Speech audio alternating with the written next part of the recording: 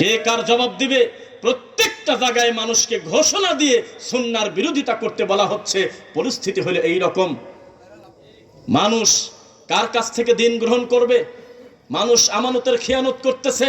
ওয়া যায়্যানা লাহুমুশ শাইতানু আ'মালাহুম, আল্লাহ বলতেছে শয়তান তাদের আমলকে সুসজ্জিত করেছে।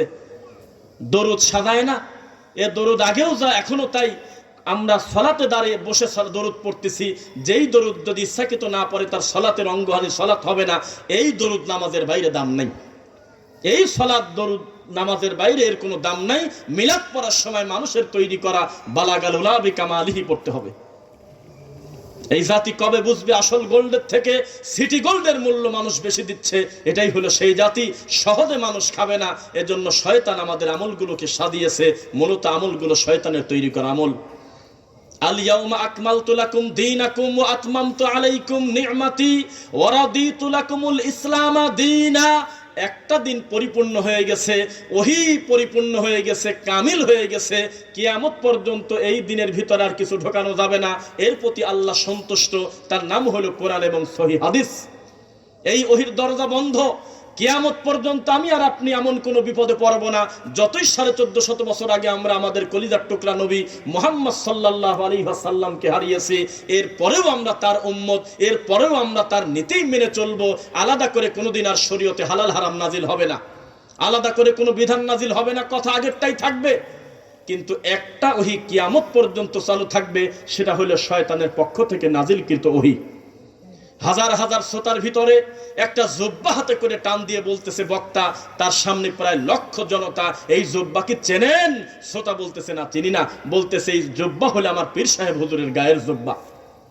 আজকে থেকে এই ধরনের জুব্বা বানাবেন, সেই জুব্বায় যেন কলার না থাকে, পিছনে যেন 3টা তালি থাকে, হাঁটুর থেকে মাত্র 6 ইঞ্চি যেন নিচের দিকে থাকে, ঢোলা ঢিলা থাকে। এর বাইরে তোমরা পোশাক পরবে না, আর সবুজ পাগড়ি ছাড়া অন্য পাগড়ি পরবে না। তাহলে তোমরা 70 গুণ নাকি বেশি পাবে।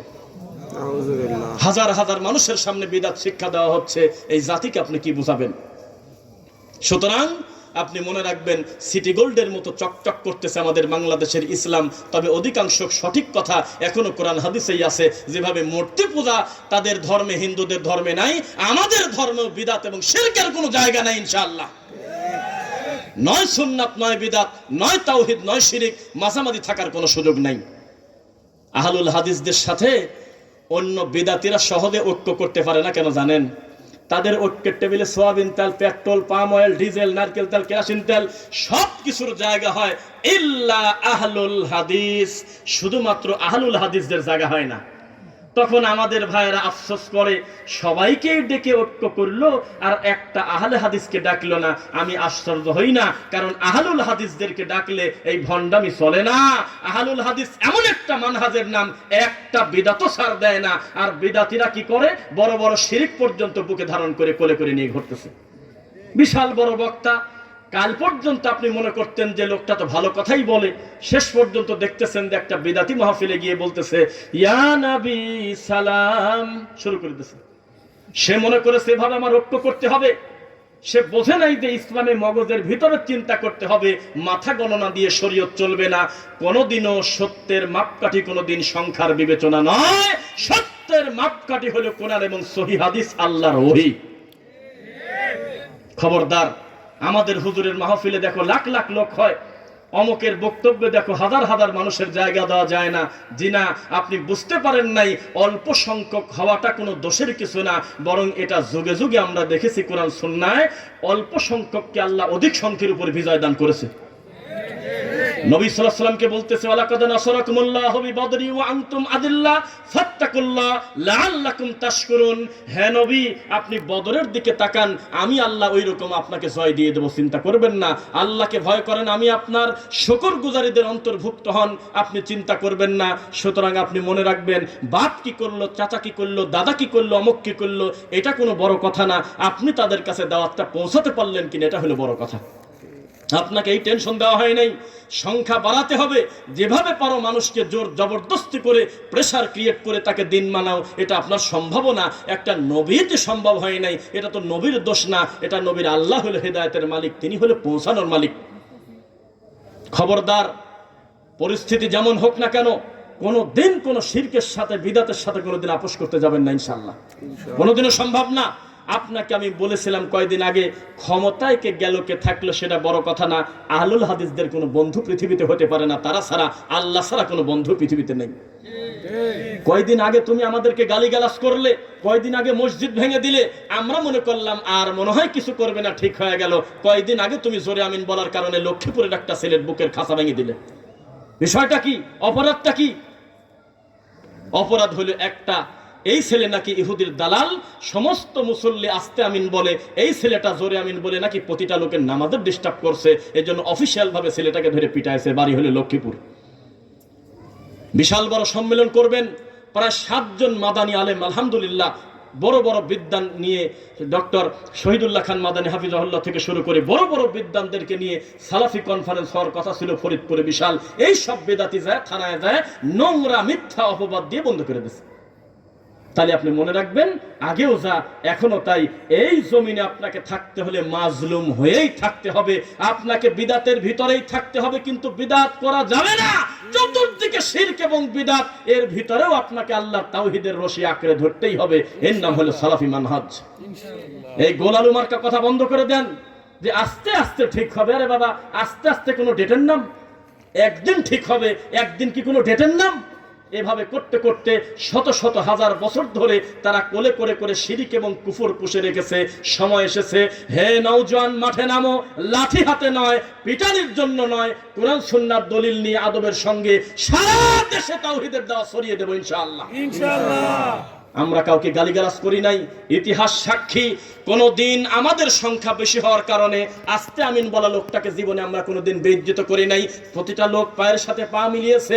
হঠাৎ করে বিয়েই বাড়িতে বেড়াতে সে একটা মুরব্বী পায়ের সাথে পা মিলানে সময় রাগ করে সরায় নিয়ে গেছে, এজন্য আমরা সমস্ত লোক মিলে তাকে অপমান করছি। ইতিহাসে সাক্ষী খুঁজে পাওয়া যায় না, কিন্তু বিপরীতে আমাদেরকে আপনারা আল্লাহর ঘর থেকে পর্যন্ত বের করে দিয়েছেন। প্রমাণ লাগবে কত? বিষয়টা কি? বক্তব্য শুরুই করছিলাম না, এই যে নারায়ণগঞ্জে শুধু যা বলছি, আহারে এই কোরআনের পর কোরআন শরীফ লেখা না থেকে যদি কোরআন মাজিদ লেখা থাকতো কতই না ভালো হতো। কয়েকজন মুরব্বী রাগ করে উঠে চলে যাচ্ছে, আর কয় যে কোরআন শরীফের পিছনেও লেগে গেছে। ওয়াদি শুনবেন আসে, ভালো কথা শোনার মতো যোগ্যতা সবার হয় না। ভালো কথা শুনতে আল্লাহর তাকদির লাগে। আল্লাহ সুবহানাহু ওয়া তাআলা সকলকেই সুযোগ দেন না। কেন আপনি বুঝতে পারতেছেন না? এই বিদাতির কাজ, বিদাতির নাম ভিন্ন হতে পারে, প্রতিষ্ঠান ভিন্ন হতে পারে, তরিকা ভিন্ন হতে পারে, পীর আলাদা হতে পারে, তবে আহলুল হাদিসদের বিরুদ্ধে সব বেদাতি এক। সমস্ত কাফের যেমন মুসলমানের বিরুদ্ধে এক, সেখানে হানাফি কোনটা আহলে হাদিস কোনটা তা বোঝে না। তারা অমুসলিম, তাদের কাজই হলো আমাদের ইসলাম ধর্ম নিয়ে ব্যঙ্গ করা, ঠাট্টা করা। যেভাবে পারবে আমাদের ধর্ম নিয়ে তাদের কোনো না কোনো খারাপ কাজ থাকবেই। ঠিক তার বিপরীতে সারা পৃথিবীর অমুসলিম যেমন কাফেরদের মুসলিমের বিরুদ্ধে এক, সমস্ত বেদাতি আহলুল হাদিসদের বিরুদ্ধে এক। শায়েখ যে কথা বললেন, কথা তো ঠিকই, গুরুত্বপূর্ণ বড় বড় দায়ী সর্বনাশ যারা মদিনা বিশ্ববিদ্যালয় থেকে পড়াশোনা করে এসেছে, যারা এদেশের স্বনামধন্য আরো বড় বড় বিদ্বান আছে, যাদের ছাত্র হওয়ার যোগ্যতাও আমাদের নাই, ছাত্রের ছাত্র যারা ক্লাস করায়, ওই ক্লাসে বসে আমরা ভালো করে পড়া বুঝবো না, এই সমস্ত বড় বড় বিদ্বান খোলা মাঠে বক্তব্য দেয়। সামনে যদি 300 চেয়ার থাকে, তার 100 খালি পড়ে থাকে। আর জাদুকর বক্তা নিয়ে আসে, তারপরে ওই পেলেনের গল্প, ব্যানের গল্প, বানরের গল্প, আব্দুল কাদের জিলানির বাপের বড়ই খাওয়ার গল্প, তারপরে পাখির গল্প, কিসের সাথে কি নোংরা কথা যারা বলে, এদেরকে যদি আপনি নিয়ে আসেন, দেখবেন যে মাগরিবের পরেই জায়গা একেবারে বুক হয়ে গেছে।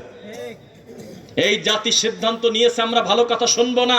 আমরাও সিদ্ধান্ত নিয়েছি, তুমি শুনবে কি শুনবে না তা জানি না, তোমার শিরিকের কাছে আমি আমার তাওহীদের দাওয়াত পৌঁছাবো। ইনশাআল্লাহ। তুমি বেদাত নিয়ে যতই ছোটাছুটি করো, তোমার আশেপাশে আমি সুন্নাতের আওয়াজ আমি চিৎকার দিয়ে করবই করব।